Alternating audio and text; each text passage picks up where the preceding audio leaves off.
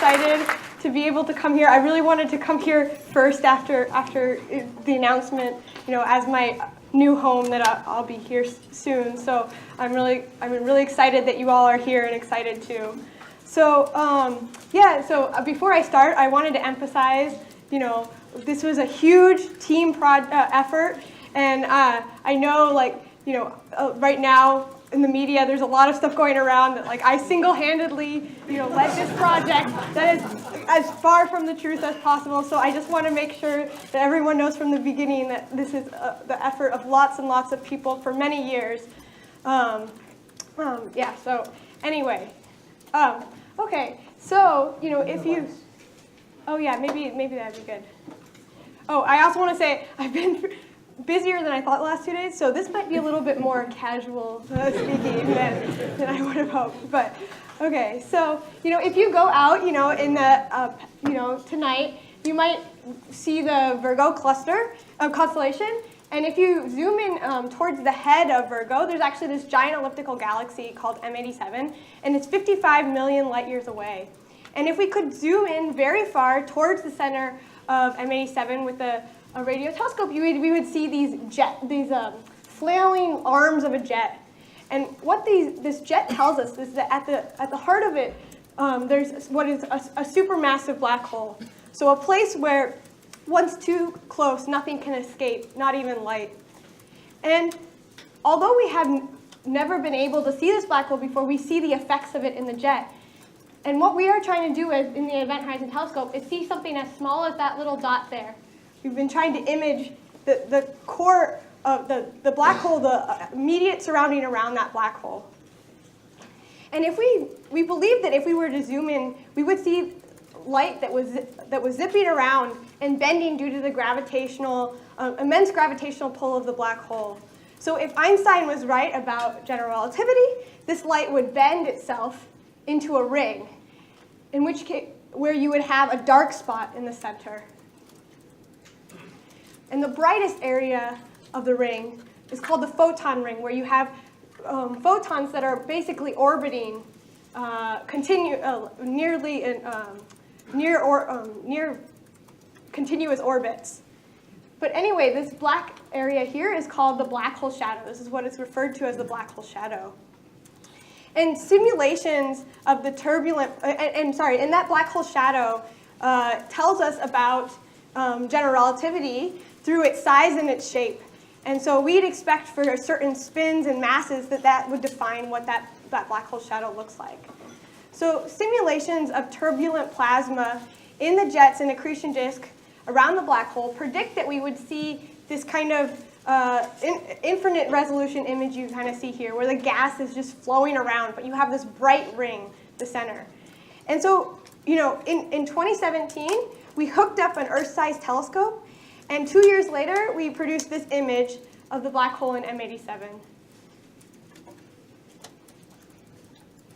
So we were really excited to be able to show these results on Wednesday. And today I want to tell you more kind of all about the experience of making that first image of the black hole, what makes it so hard, what did we do how do we reconstruct it, how did we verify what we reconstructed, and also what did we learn.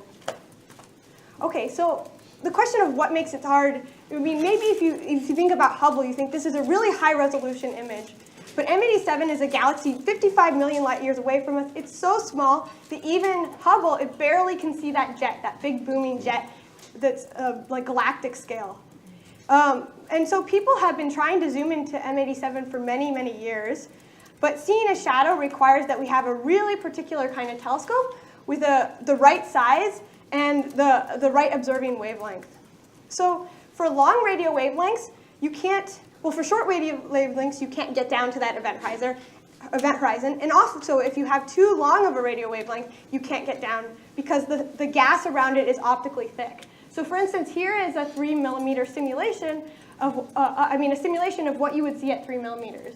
And as you continue to go down, reducing the wavelength to around 1 millimeter, this gas around it sheds off, and you are left with this ring of this event horizon that we would expect to see.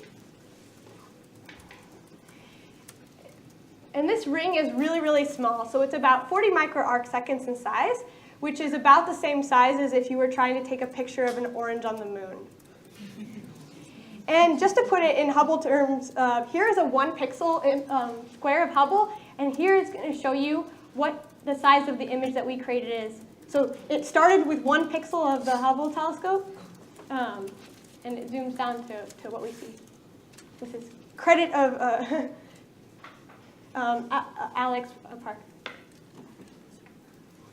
Anyway, so if we plug this wavelength and required angular resolution into our equations of diffraction, you can just easily plug this in and you can see, okay, the telescope size that we would need is the size of the entire Earth.